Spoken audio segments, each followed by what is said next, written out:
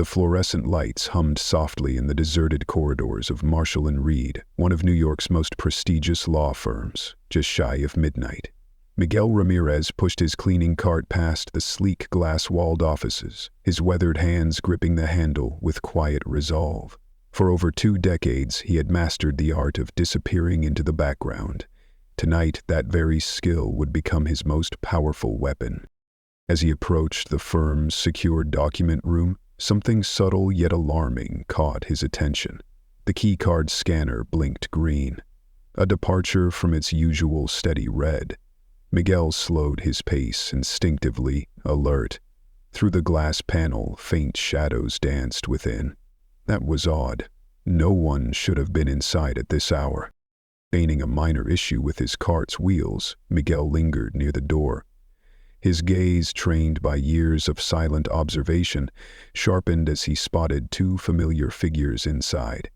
James Harrison, the senior partner known for his ruthless legal acumen, and Sarah Chin, the managing partner with a cold precision that made juries squirm, were hurriedly stuffing folders into a slim leather briefcase. Miguel's eyes narrowed, but his expression remained unreadable. He knew that appearing indifferent often unveiled more truths than confrontation ever could, and so he resumed his routine, mopping floors, emptying trash bins, as if nothing unusual had occurred. But in his mind, every whispered word, every late-night rendezvous was being meticulously recorded. 3 months had passed since Miguel began working at Marshall & Reed. What the lawyers didn't know was that he wasn't just a janitor. Behind that humble uniform was someone with a different mission. Someone with eyes wide open in a building full of secrets. By morning, the entire 47th floor erupted into chaos. The usually composed energy of the firm had fractured. Associates and partners raced down corridors, panic replacing poise. The reason? The Bennett case files, documents central to a billion-dollar corporate lawsuit, had vanished. It was a case so high-profile it had dominated national headlines for weeks. "This is impossible," Harrison thundered inside the conference room. His voice echoed off the glass walls, his tailored suit doing little to disguise the tremble in his fingers. "Those files were locked up last night." Sarah Chin, her usually pristine demeanor cracking under pressure, quickly accessed the security logs on her tablet. Only the janitorial staff had access after 10 p.m., she muttered, scrolling through surveillance footage. "Wait, look at this." On screen, Miguel appeared entering the document room at 11:47 p.m., right on schedule. But the footage was slightly grainy, just enough to blur key details. Chim's brow furrowed. "That's it," Harrison barked, slamming a fist onto the conference table, startling the junior associates. "It's the janitor. He must have been paid off by Bennett's legal team. It's the only explanation." What followed was a sinister masterclass in manipulation. Using their legal prowess, Harrison and Chin orchestrated a flawless frame-up. They discreetly edited the footage, erasing all evidence of their presence in the document room. Then they crafted a compelling narrative, a low-paid cleaner bribed to compromise a billion-dollar case. The story was so seamless that even the firm's junior staff believed it. By midday, the police were involved. Detective Sandra Martinez, a seasoned investigator with sharp instincts, listened intently as Harrison and Chin presented their case. Everything seemed airtight. Too airtight. Later that afternoon, as Miguel cleaned the lobby windows with practiced precision, Martinez approached. "Mr. Ramirez," she said gently, "we need you to come with us."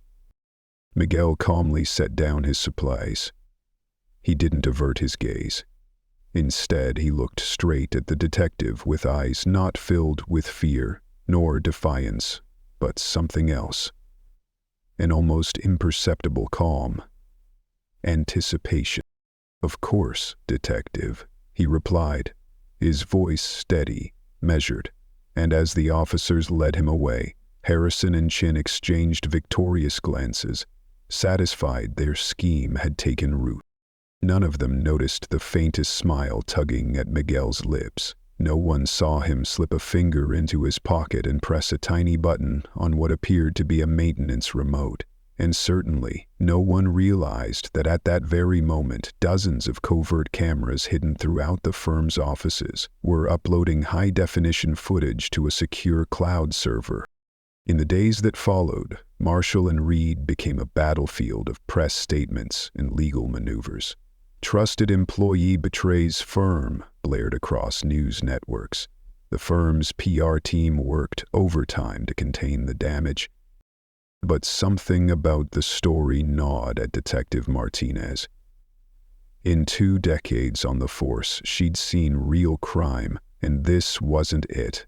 This was too neat, too perfect, like theater. Meanwhile, Miguel sat silently in his holding cell, weathering hours of questioning without flinching. His court-appointed attorney, a young and nervous public defender, had no idea that the man sitting across from her was not the one in need of defense, but the one who held all the truth. The public defender's office had clearly been outmatched. Marshall and Reed, armed with deep pockets and a team of elite litigators, were throwing every resource imaginable at the prosecution. The evidence against Miguel Ramirez appeared insurmountable. Grainy yet damning surveillance footage, intern testimonies claiming he loitered suspiciously near partners' offices, and even a signed statement from another janitor who, conveniently, had just received an unusually generous performance bonus from the firm. But amid the growing mountain of allegations, Miguel sat in stillness. His composure unnerved those who expected desperation. In the courtroom, his eyes moved with the precision of a chess master, analyzing the subtlest shifts in body language, the whispered exchanges between prosecutors, the micro-reactions of the jury. He wrote in a small leather-bound notebook, his handwriting shockingly meticulous, with sharp strokes that betrayed an intellect far beyond what his job title suggested. To the outside world, this was just another open and shut case, a low-level employee caught in a web of greed and opportunity. The firm's reputation would survive, the missing documents would be chalked up to sabotage, and Miguel Ramirez would be a footnote in a cautionary tale. Yet as Harrison and Chin toasted themselves with expensive champagne that evening, basking in their apparent triumph, Miguel allowed himself a true smile, small, calculated, victorious. They had no idea. The trap had never been for him. He had designed every piece of this game board, and they had danced into position, step by arrogant step. Inside the marble-clad halls of the New York County Courthouse, whispers echoed like ghostly warnings. The trial had begun. Morning light poured through grand windows, casting elongated shadows across the polished floors. James Harrison and Sarah Chin walked through security with the self-assured poise of people who believed the system was theirs to command. Their designer shoes clicked in perfect sync, the sound punctuating their confidence. Behind them, a line of junior associates carried boxes of evidence, each labeled with cold, tactical precision, an army of information built to crush one man. In courtroom 2B, Miguel sat quietly in his orange jumpsuit. He looked out of place, yes, but not defeated. His court-appointed lawyer, David Porter, appeared overwhelmed before he even spoke. His rumpled suit, scratched briefcase, and slumped shoulders told a story of a man set up to fail.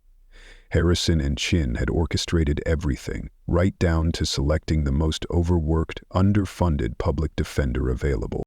"All rise," the bailiff called out as Judge Eleanor Matthews entered, her reputation for sharp intellect and sharper tongue preceding her. Her steel-gray eyes scanned the courtroom. 30 years on the bench had taught her how to see through performances. Harrison rose for the prosecution's opening statement. He smoothed the sleeves of his $10,000 zero-cent suit, commanding attention with every syllable. "Your Honor, ladies and gentlemen of the jury," he began, his tone rich with gravitas, "this is not merely a case of theft. This is an act of calculated corporate espionage, one that undermines the sanctity of attorney-only privilege at the highest level. From her seat in the gallery, Detective Sandra Martinez observed Miguel intently. Instead of fear or twitchy nervousness, she saw something else: focus. He watched Harrison with an analytical detachment that suggested he was taking notes on an opponent, not facing a life-altering conviction. Sarah Chin strutted to the center with deliberate grace. Her bright red heels clicked ominously on the polished wood. "The prosecution calls Amanda Brooks to the stand," she announced. A young associate entered, dressed with careful restraint to exude credibility. Her testimony was clean, practiced. "I saw Mr. Ramirez loitering near the partners' offices, particularly during confidential calls. He'd pretend to clean, but lingered for unusually long periods, clearly eavesdropping." Porter's cross-examination was feeble at best. "Isn't it part of his job to clean thoroughly?" he asked, his voice cracking. Chin laughed at the moment. "Miss Brooks, did you ever witness him clean any other area with that same, enthusiasm?" "Never," she said, her tone resolute. "Only the partners' offices, only during Bennett case discussions." More evidence poured in. Distorted security footage, doctored bank records, emails retrofitted with false metadata, each piece stitched into a damning narrative. During lunch, Harrison approached Porter in the cafeteria. "David," he said, voice slick as oil, "you're fighting a losing battle. Spare your client the humiliation. A plea deal would save face for all involved." Porter returned to the defense table, defeated. "Maybe we should take the offer," he whispered. But Miguel didn't even flinch. His eyes were now locked on the next witness, Joe Martinez, the janitor with the flashy new watch. "Mr. Martinez," Chin prompted, "tell us about your conversation with the defendant." Joe recited his lines effortlessly. He bragged that he was going to make more money than ever before, said the opposing lawyers would pay big for intel. Detective Martinez's eyes narrowed. Something didn't add up. Miguel's posture remained still, but his hand was now sketching something intricate in his notebook. Not notes, diagrams, strategic flows. He moved like a man used to pulling strings, not mops. The final blow came as Harrison presented a series of charts, fabricated phone logs, rigged financial records, false email trails. "Your Honor," he said dramatically, "this is irrefutable proof of conspiracy." Judge Matthews raised a brow. "Mr. Porter, any objections?" Porter stood, fumbling with his tie. "No, Your Honor."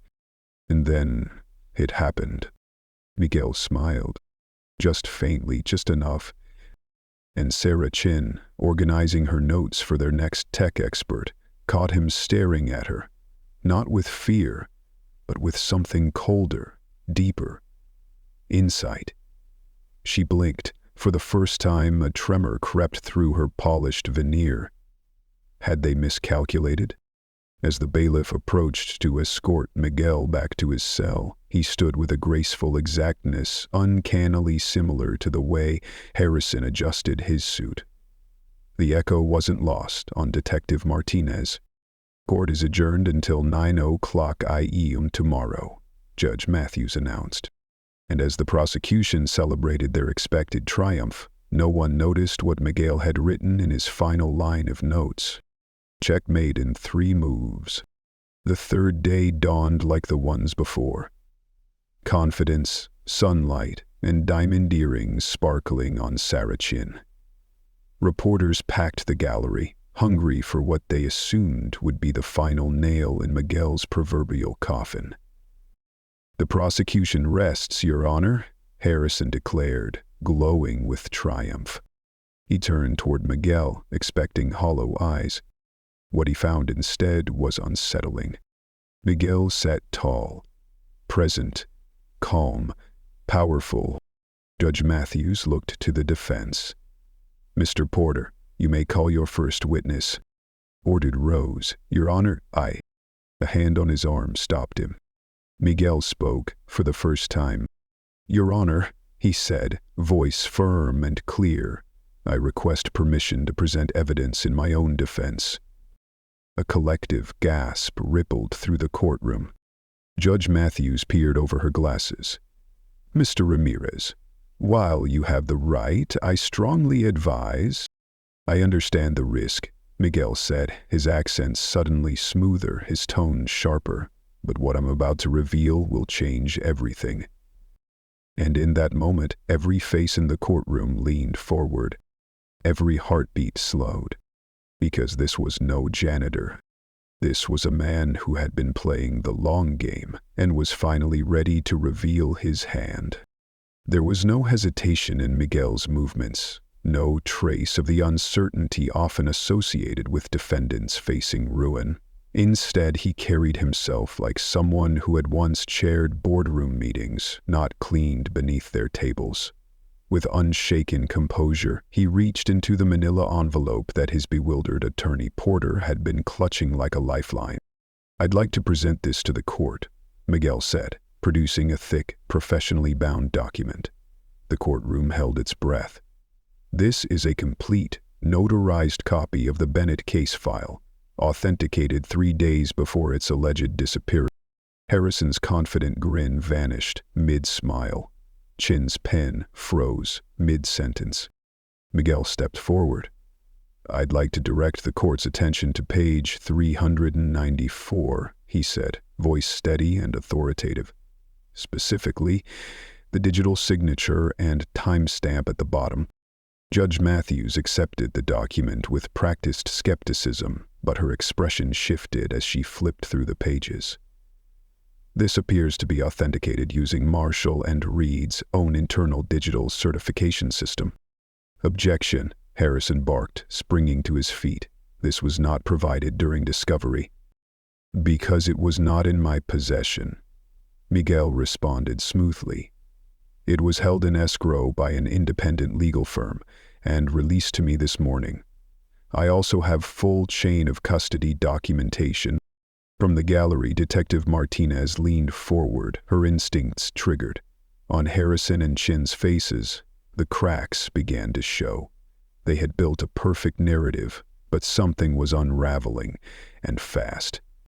Miguel reached into the envelope again and revealed a small USB drive. "I would also like to present unaltered surveillance footage from the document room, not the version shown yesterday, but the complete recording." Chin's face drained of color. "Objection!" "But," Miguel cut her off, his voice sharp. "Yes, the firm's official system was tampered with. However, this footage is from a secondary system, one installed with authorization from the firm's senior leadership." A wave of gasps swept the courtroom. Judge Matthews banged her gavel. "Order. You're saying there was an additional surveillance system?" "Not authorized, Your Honor," Miguel answered, "just unknown to certain people."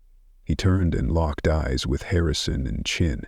"Here is the signed installation approval from the firm's chief operating officer, dated 3 months ago." Harrison's face paled. "That's impossible. Something like that would have crossed my desk." "Unless," Miguel said calmly, "it was kept from you. Would you like to know why?" The room was electric with tension. Even Porter blinked at Miguel as if seeing him for the first time. "I request permission to play this footage," Miguel continued. "I believe it will prove conclusively who removed the Bennett files and why." Judge Matthews studied him, then nodded slowly. "Proceed." As the courtroom tech staff prepared the screen, Martinez watched Miguel assist them, his movements precise, confident. This was no janitor. This was someone who had worked with high-end systems before. The footage played. Timestamp, 11:43 p.m. The video was crystal clear. It showed Harrison and Chin entering the document room. The audio was flawless. "Make sure you get everything," Harrison's voice commanded. "This case needs to disappear. The Bennett settlement would destroy us." Chin's voice followed. "The digital backups are already corrupted. Once these go, There's no trace left. They continued stuffing documents into a briefcase. Harrison leaned over and hit a button on the console, muting the system, but it was too late. The courtroom was dead silent. Miguel stood calmly as the conspiracy unraveled. "Your Honor, I have more evidence, including documentation of a pattern of corruption at Marshall and Reed beyond this one case." Judge Matthews, stone-faced, nodded. "Then I believe it's time, Mr. Ramirez. Who are you?" Miguel allowed himself a faint smile. "Of course, Your Honor, but perhaps Detective Martinez would like to take Mr. Harrison and Ms. Chin into custody first." All heads turned. Harrison and Chin were edging toward the exits. Court officers intercepted them. Martinez rose, badge in hand. Their plan was crumbling, fast. "Order!" Judge Matthews roared as her gavel rang out. Harrison and Chin, now in custody, were pale and stunned. The press gallery lit up with whispers, typing, flashing cameras. Miguel turned back to the court. "Your Honor, I'd like to direct attention to Exhibit D." He produced internal memos, Marshall and Reed letterhead executive stamps. He's outlined a 2-year pattern of evidence manipulation across 17 major cases. Harrison, now seated and flanked by officers, lunged. "Those are confidential." Miguel didn't blink. "They were accessed with full legal clearance," he said, tapping the authorization codes printed on each document. Judge Matthews's expression darkened. "These codes, these are executive-level clearances." "That's impossible," Chin blurted out. "Only Harrison, myself, and—" She froze. Miguel smiled. "And the COO, correct." The courtroom fell into stillness. From the gallery, Detective Martinez sat upright. The posture, the meticulous notes, the strategy, everything clicked. Miguel wasn't who he seemed. "I have one more piece of footage," Miguel said, "from the night before the files went missing." The tech team pulled up the next clip. It was Harrison's office. Midnight.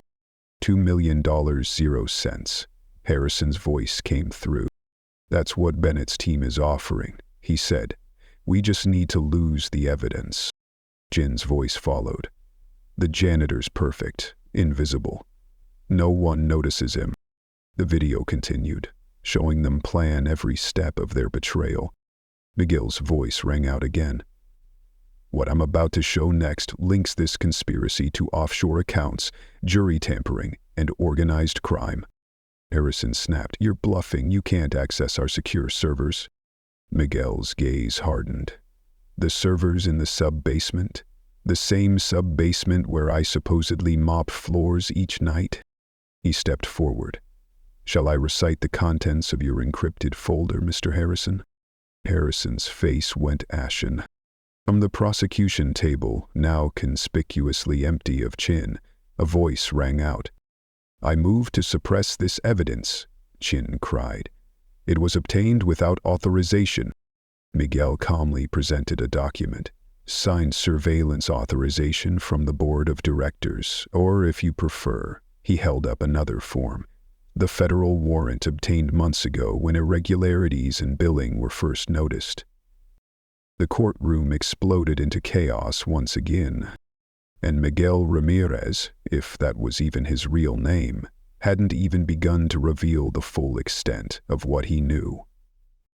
Judge Matthews took the stack of documents from Miguel, flipping through them slowly. Her eyes, seasoned by 3 decades of trials and legal theatrics, widened with genuine interest. "These appear to be part of a broader investigation?" "They are, Your Honor," Miguel responded, then turned toward the gallery. His gaze found Detective Martinez. "Detective, I believe now would be a good time to bring in your colleagues." As if on cue, the heavy courtroom doors opened. A team of FBI agents entered in formation, their badges catching the sunlight like sharp flashes of truth. With grim efficiency, they approached not only Harrison and Chin, but several other well-dressed individuals seated throughout the gallery, other senior members of the firm. "What you're witnessing," Miguel said to the now stunned courtroom, "is the culmination of an 8-month investigation into systemic corruption at Marshall & Reed.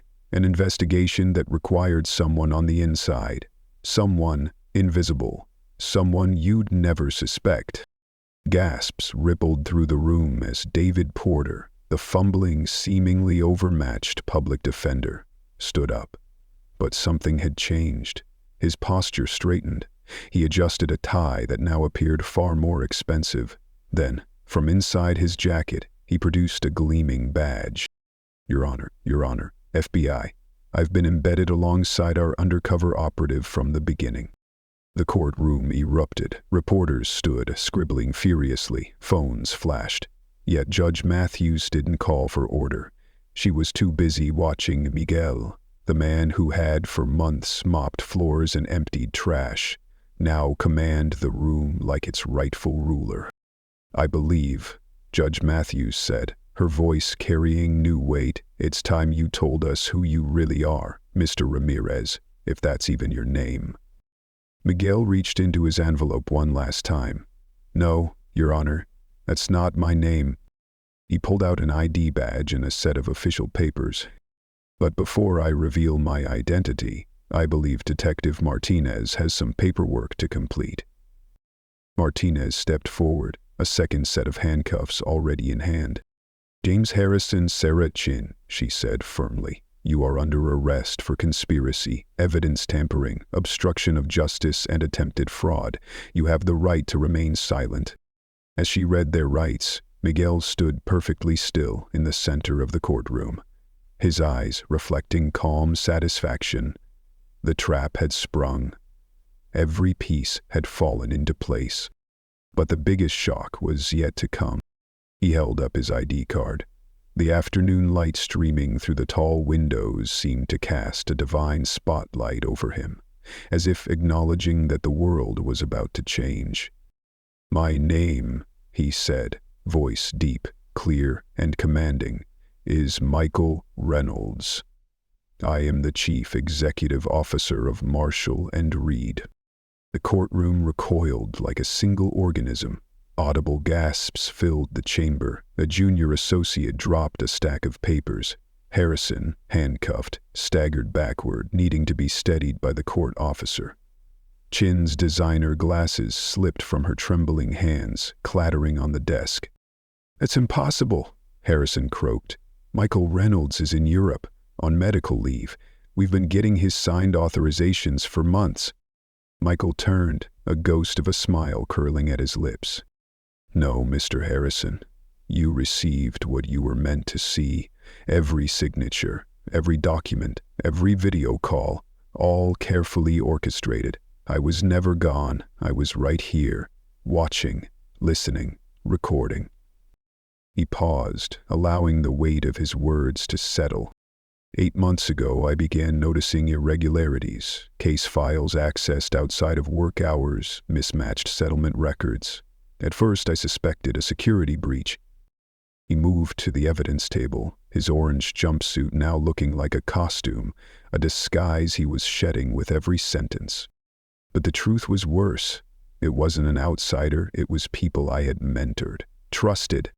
He pulled out another thick folder. "These are the real Bennett files, not the doctored ones Harrison and Chin submitted. These show their manipulation of evidence, links to offshore accounts, and direct coordination with opposing counsel." Judge Matthews examined the documents, her eyebrows knit in disbelief. "Mr. Reynolds," she asked, "did you knowingly go undercover in your own law firm?" "Yes, Your Honor, with the full cooperation of the FBI and select members of our board. The real Miguel Ramirez, a retired federal agent, helped build my cover. We coordinated everything. My medical leave, the janitor assignment, all of it." Detective Martinez, now visibly impressed, nodded in silent approval. "The hardest part," Michael admitted, his voice faltering slightly for the first time. was not cleaning floors or blending in. It was watching everything I had built, everything we stood for, corroded from the inside. He turned to Harrison, who could no longer meet his eyes. Chin sat frozen, tears streaking through her makeup. "Did you really believe I wouldn't notice?" Michael asked. "The sudden disappearance of evidence, the magically lost files, the settlements that always favored your associates?" FBI agent Porter stepped forward. "I can confirm, Your Honor, that Mr. Reynolds has assisted in uncovering a vast network of legal corruption across multiple firms. What began with the Bennett case has now expanded into active investigations at 3 other major law offices." Michael nodded solemnly. "When they framed a janitor for their crimes, they gave us the perfect chance to expose everything." He reached into his pocket again, pulling out the unassuming device that had changed everything. A remote. This doesn't just control floor polishers. It activated a hidden surveillance network. Every conversation, every file theft, every bribe. The courtroom monitors blinked on, playing back damning clips. Harrison accepting cash in his office, Chin shredding documents late at night, secret meetings with known criminals. But then Michael's tone shifted. "The most heartbreaking discovery," he said, voice raw, "was how many of our junior associates were corrupted, promising lawyers, manipulated into believing this was how success was built." He turned to the gallery. Several young attorneys lowered their eyes in shame. "Some of you knew, some of you helped them. Today, you learn what justice really looks like." Judge Matthews leaned forward. "Mr. Reynolds, this is unlike any case I've ever presided over, but I must ask, why go to such personal extremes?" Michael's voice softened. "Because corruption this deep survives by being subtle. Harrison and Chin thought they were untouchable. They thought no one beneath them could threaten them. As Miguel the janitor, I was invisible, but I saw everything." He stood tall, the courtroom hanging on his every word. "They spoke freely in front of me. They plotted their betrayal in rooms I cleaned. They trusted their own arrogance." Then his tone hardened again. "Your Honor, I have one final piece of evidence. A recording from last week. Harrison and Chin discussing what they'd do with the Bennett settlement money after I took the fall." He reached for the file, and for a moment, as sunlight glinted across his face, everyone in that courtroom understood. This wasn't just the fall of 2 corrupt attorneys. It was a reckoning. And Michael Reynolds, CEO, master strategist, hidden observer, was justice made flesh. For a brief moment, as the courtroom sat in stunned silence, all could see both versions of him. The quiet, meticulous janitor who had swept through the firm's corridors unnoticed, and the resolute CEO who had laid everything on the line to protect the ideals of justice. Justice, in that moment, did not wear a robe or carry a gavel. It wore a prison-issued jumpsuit and carried the quiet resolve of a man who had watched, waited, and struck with absolute precision. The late afternoon sun stretched golden shadows across the walls of courtroom 2B as Michael Reynolds stepped fully out of the skin of Miguel Ramirez. Judge Matthews had called for a brief recess, and as she returned to the bench, the tension in the room could have been cut with a knife. Her expression was grave, the weight of history pressing down on her next words. "Before we proceed," she began, voice slicing through the low murmurs, "I would like to address Mr. Reynolds' unconventional methods of investigation." She turned her gaze to Michael, who now wore a crisply tailored charcoal suit. The transformation was complete. From the courtroom floor to the boardroom, he was once again the man at the helm. "Though unorthodox," she continued, "your actions have revealed a corruption so deep it strikes at the very foundation of our legal system." Michael stood tall. "Your Honor, When I accepted the position of Chief Executive Officer at Marshall & Reed 5 years ago, I made a vow to uphold the highest standards of ethics and accountability. What Mr. Harrison and Ms. Chin did wasn't just betrayal. It was rot, spreading from the core of everything we're supposed to defend. In handcuffs, Harrison lashed out. "This is a setup. He had no right to spy on his employees. We'll appeal." "That's enough, Mr. Harrison," Judge Matthews snapped. "The evidence speaks louder than your protests." She turned to the court. "Based on overwhelming proof, I hereby order the immediate arrest of James Harrison and Sarah Chin on multiple charges, including evidence tampering, conspiracy to commit fraud, and obstruction of justice." Agent Porter stepped forward. "Your Honor, the FBI is also filing federal charges under the RICO statute, racketeering, money laundering, and conspiracy, and we've identified 17 other individuals within the firm who will face charges." The room descended into chaos as FBI agents fanned out, placing junior associates and partners under arrest. Michael watched solemnly, heart heavy, as people he once mentored and trusted were led away in chains.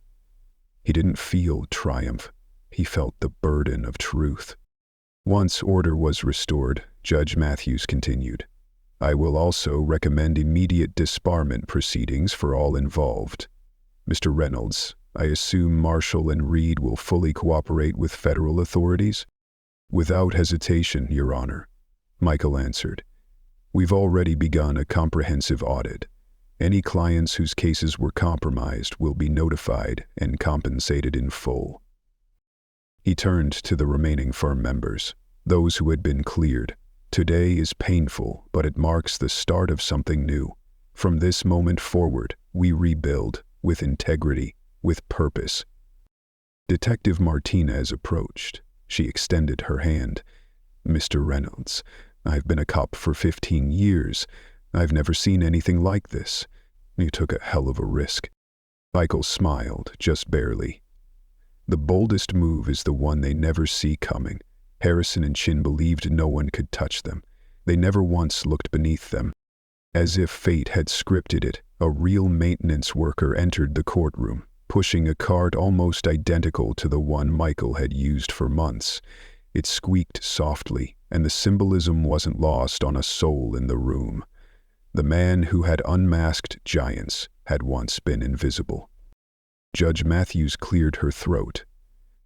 "There is still one final issue. The Bennett case. The original files indicate serious misconduct by the opposing counsel. I am ordering a full investigation into their role in this conspiracy." Michael nodded. "We've already submitted evidence. This corruption didn't end at our firm. It infected an entire sector of the legal community." As Harrison and Chin were led away for the final time, Chin turned back, her voice barely above a whisper. "Why, Michael? Why go this far? You could have used private investigators, conducted internal audits." He stepped forward, his eyes steady. "Because you were too clever. You would have seen the cameras, found the moles. But you never noticed me, did you? Not once. You thought I was beneath you." He paused, letting the gravity land. "That was your greatest weakness. Your arrogance made you blind." The room held its breath. Michael turned back to the remaining staff. "Let this be a warning to every legal professional in this country," he said, his voice rising. "The law is not a shield for the powerful. It is the voice of the voiceless, and justice doesn't always wear a robe. Sometimes it carries a mop." Judge Matthews struck her gavel one last time. "This court is adjourned. Mr. Reynolds, I trust you'll be returning to your regular duties." Michael chuckled. "Yes, Your Honor. Though after 8 months pushing a mop, my corner office might feel a bit too soft." As the room emptied, Michael gathered the last of his files. The janitor gave him a respectful nod as he passed, one working man acknowledging another. That small gesture carried more meaning than any executive handshake he'd ever received.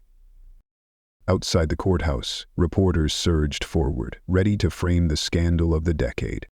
But Michael wasn't thinking of headlines. His focus was on rebuilding, on restoring trust, on proving that even in a system stacked against the truth, justice still finds a way. The sun dipped behind the skyline, casting long shadows across the steps of the courthouse, and somewhere inside, the soft wheels of a cleaning cart rolled on, a quiet reminder that the most powerful person in the room is often the one you never thought to notice.